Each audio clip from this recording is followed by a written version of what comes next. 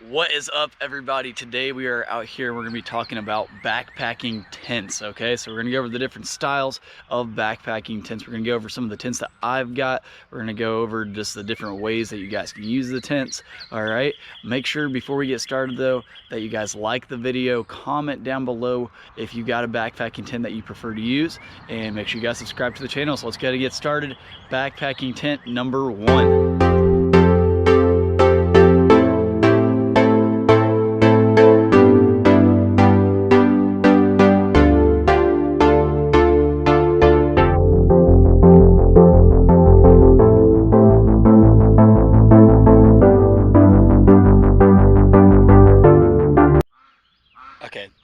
We've got the ducks going off in the background there. That's what happens when you live next to a farm.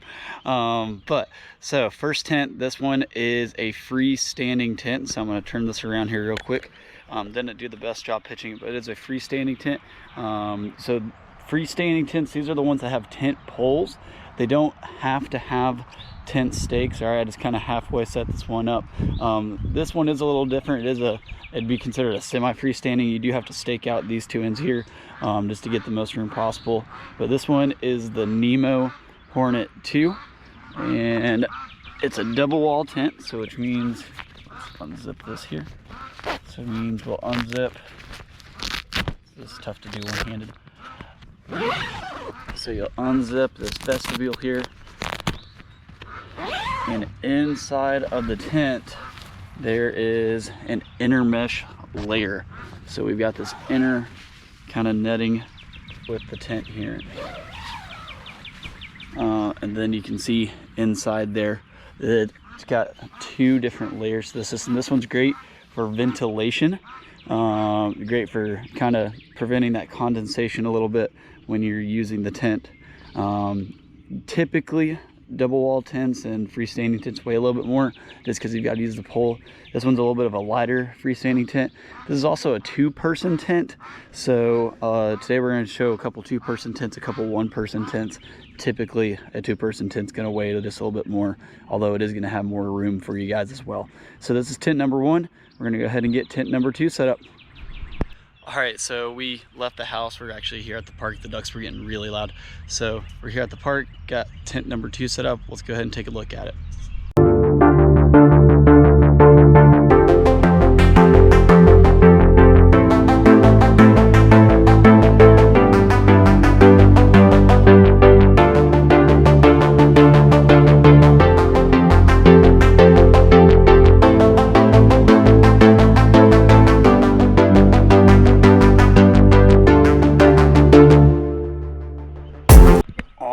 So tent number 2.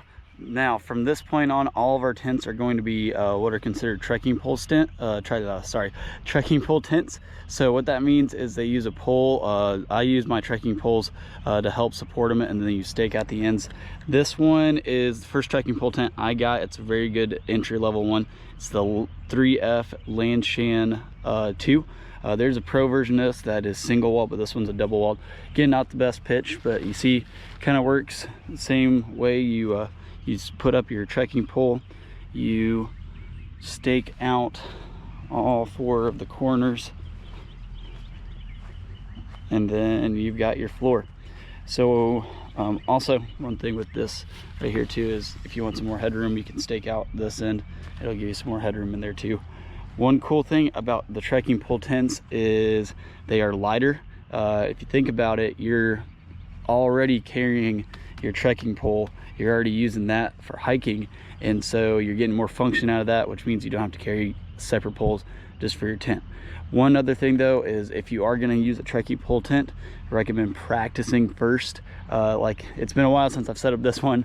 You can already tell it's not the best pitch in the world, but let's take a look inside here real quick. So this one's pretty cool. It's like I said, it is a double wall. I think now they make this a single wall version, so that means there's no mesh right here. It's all one wall. It makes it a little bit lighter, gives you a little bit more headroom in there. But yeah, you can see this one's also a 2-person tent, so you can fit 2 people in there. It'll be a tight fit, but you can definitely get 2 in there. All right, so up next we've got tent number 3. This one is also going to be a trekking pole tent. It's just going to be a little bit of a different setup, a different style. Let's go ahead and get it set up.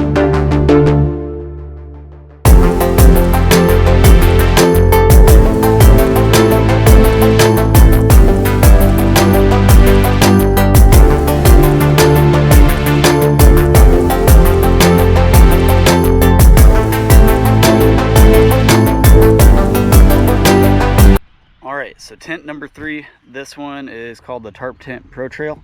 So this one's still a trekking pole tent, but there are freestanding tents kind of in this style. They're a little bit shaped differently, but this is what would be considered almost like a pup style tent. All right, so the way it works is you've got your entrance right here. You crawl inside and then you set up your sleeping pad and everything in there. One thing again with all these trekking pole tents is it takes practice, and it takes doing them a while. I used to have this pitched down pretty good, but it's been a while since I've used this tent. Yeah, so this tent, it's pretty light. It does all right. It's very minimalistic. It's a one-person tent, as I'm sure you can tell. Yeah, lightweight. Problems I've had with this tent are rain.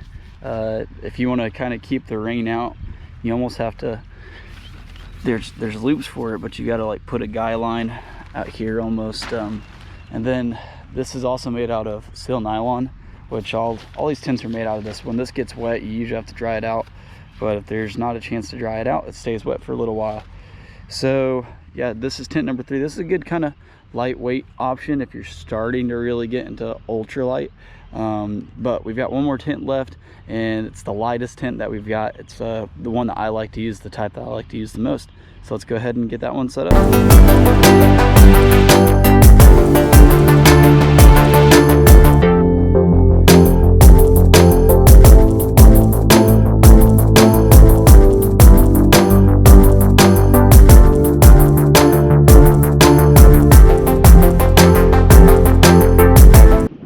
Tent number 4 we've got set up. This one is the Z-Pax Plex Mid. This one's the lightest tent of the 4 we're showing off today. So this one's a trekking pole tent. I love that this one uses one trekking pole. So let's say I'm going on a trip like I did actually a couple months ago to the Grand Canyon, where you set up your tent and you're leaving it there for a day. You still got one other trekking pole to use. One other thing that's awesome about this tent is what makes it super light is it's made out of this DCF. So this is Dyneema. It's essentially cross-folded plastic, which sounds like it wouldn't be durable, but it's super durable. Lightweight, sheds water like crazy. If it rains, the water doesn't soak through here. It beads along it and then just sheds the water. So it's waterproof, which makes it really great for if you're through hiking or if you're going on long hikes, especially in wet areas. It's even got more spots out here to stake out. You don't need to, but to give yourself some more headroom there. I just didn't have enough stakes with me today. But yeah, it's a pretty awesome tent. I really enjoy it. You got your big rainbow door. One kind of downside, and I guess you got to make sacrifices when you're going ultralight, but as you got your trekking pole there, open up this door. There we go. And you also can't really open up this door one-handed. Super wide, super open. We'll crawl on in here. Got plenty of headroom here in the center. It's actually pretty roomy in here. Pretty cool too. So it's single wall, so condensation does build up through here, but like we said, it's waterproof, so it beads and it starts to go, and as it runs down, it's got this kind of mesh outer rim that all the condensation can go, and it drips there and it stays out of the ground sheet, out of the floor. So super cool tent. Really like this one. It's actually the first time I pitched it. Can't wait to start using it in the field, guys. So those are the 4 tents that I've got that I use primarily. Now I know what you may be thinking. Maybe you're a beginner backpacker and you're watching this just to kind of get an idea of what tents may work for you, and that's going to be different from person to person. I think if you're just getting started, something like a freestanding tent is great, just because it doesn't take a lot of practice to set up. This one, again, it's a Nemo Hornet. It's a really great tent. I really enjoy it a whole lot. It is a little bit up there when it comes to freestanding tents. There are definitely more expensive options. There are definitely cheaper options. But yeah, great tent. If you can't find it, something similar to that Big Agnes Copper Spur, Tiger Wall, I think there's the REI Quarter Dome, but there's lots of tents that are like this one. But if you have a chance to practice, I really recommend getting into the trekking pole tents. In fact, I can get these set up quicker than I can this with practice. So this one right here, the 3F Lanshan is a really great kind of getting in and trying out trekking pole tents. This one's honestly, of all these tents, this one was the cheapest, and I'll put up the prices on here, by the way, but this one was the cheapest one. One thing with this though is this is kind of made in China, so you do have to order it from AliExpress, and it does take about a month or two for it to come in, so it does take a while for this one to get here. But when it does, for the price, this is a really great value for a tent. The Tarp Tent, I wouldn't recommend this one. I'm probably pitching it wrong, but just that pup style doesn't work, and I wasn't a big fan of this one. The Z-Packs tent, used a lot of Z-Packs products before. I've got the first model. This is the Solplex. This one's a Plex Mid, kind of the newer model of it. And then I've got their Tarp. Great quality gear. If sometimes you do get a bad batch, but if you show that it was a bad batch, they'll resend it to you.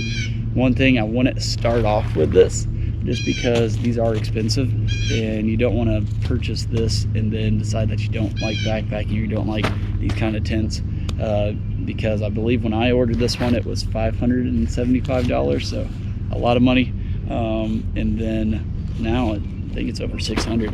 So again, I'll put the prices up, but yeah, so these are the different kind of tents, different kind of styles. If you are a backpacker, comment down below which kind of tent that you guys use.